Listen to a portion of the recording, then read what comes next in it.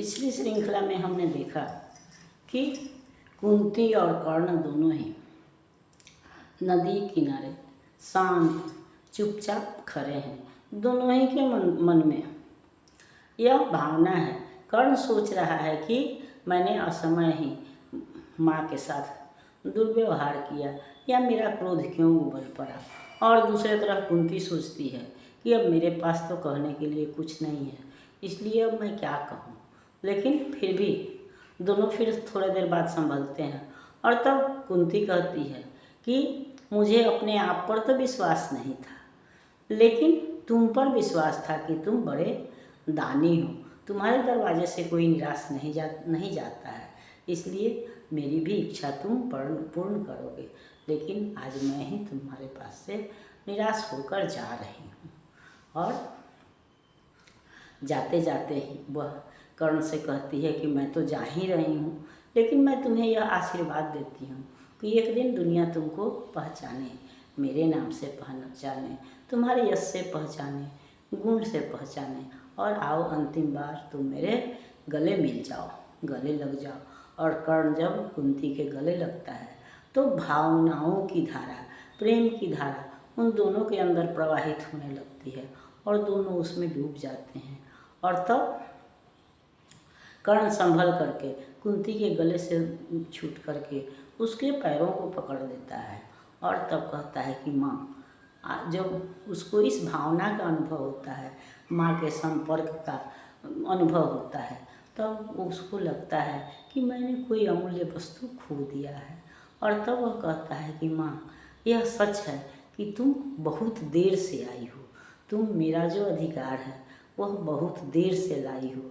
अब तो यह अंतिम समय है, अब मैं इसका उपयोग नहीं कर सकता, इसका उपभोग नहीं कर सकता, क्योंकि अब तो यह विदा की बेला है, मृत्यु सामने उपस्थित है, युद्ध के बाजे बज रहे हैं।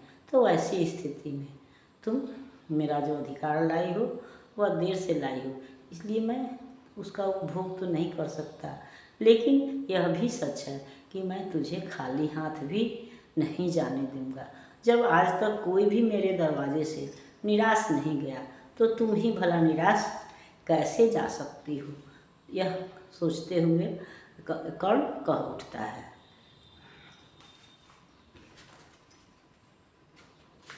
कि पूर्ण सभी की सभी तरह अभिलाषा, जाने दूं कैसे लेकर तुम्हें निराशा।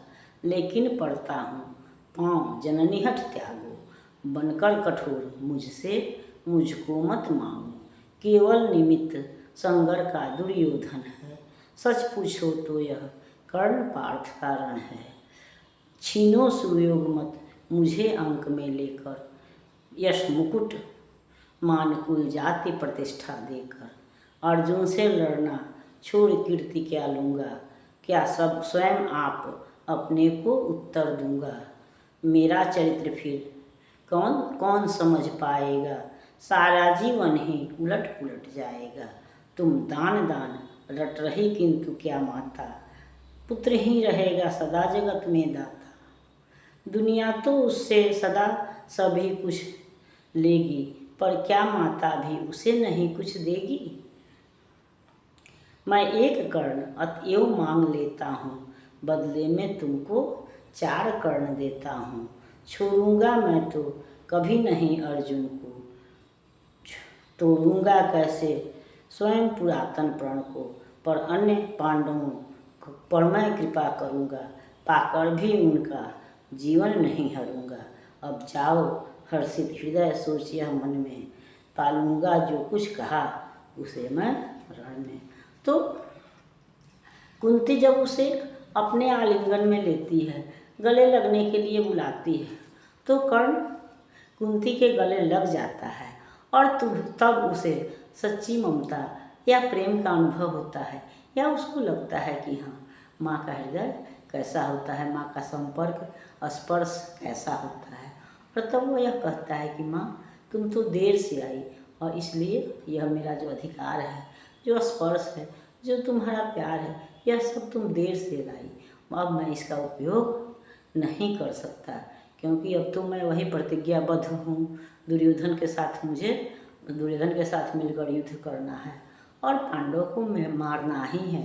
लेकिन आज तक मैं जब सबको कुछ न कुछ देता रहा, तो तुम ही मेरे दरवाजे से निराश कैसे लौटोगी?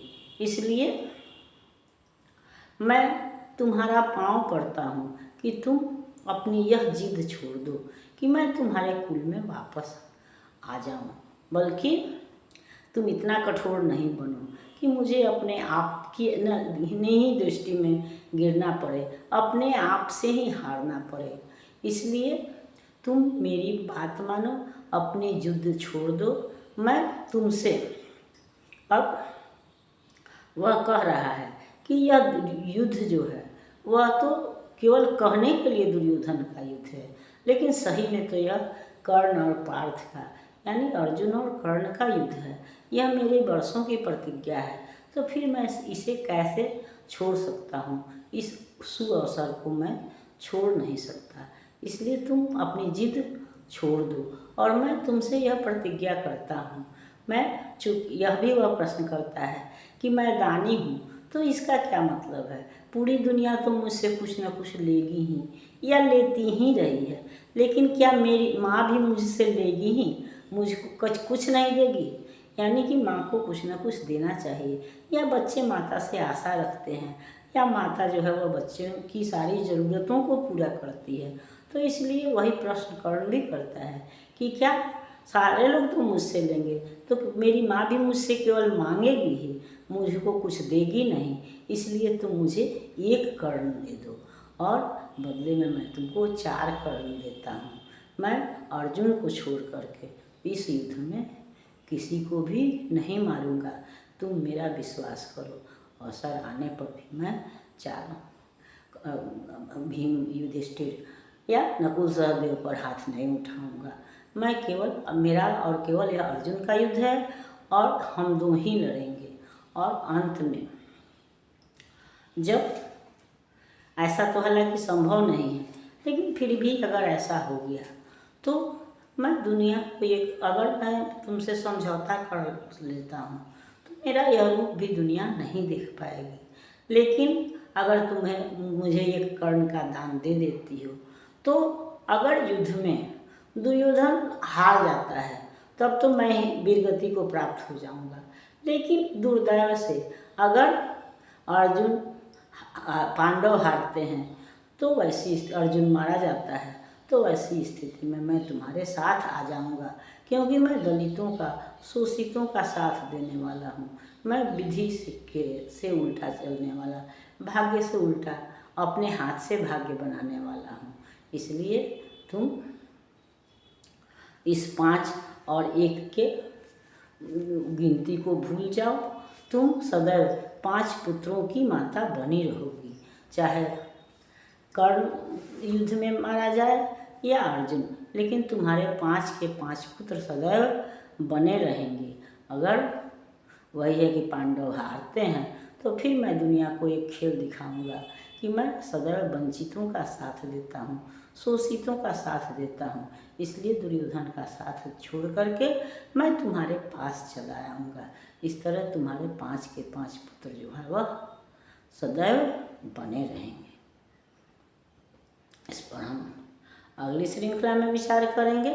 तब तक यह श्रृंखला आपको पसंद आती है तो लाइक कीजिए, सब्सक्राइब कीजिए। मिलते हैं अगली श्रृंखला में, तब तक के लिए धन्यवाद।